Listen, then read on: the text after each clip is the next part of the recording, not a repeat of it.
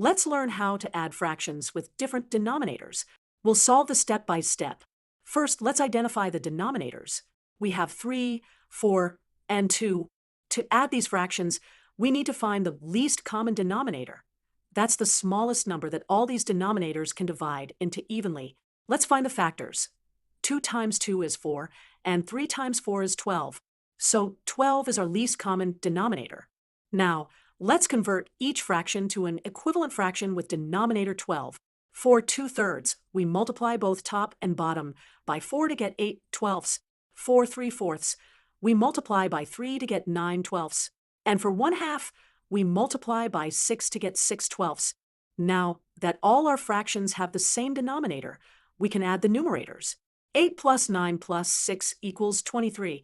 So our final answer is 23/12. Let's visualize this addition with rectangles.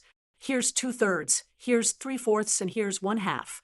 When we combine them all together using our common denominator of 12, we get 23/12.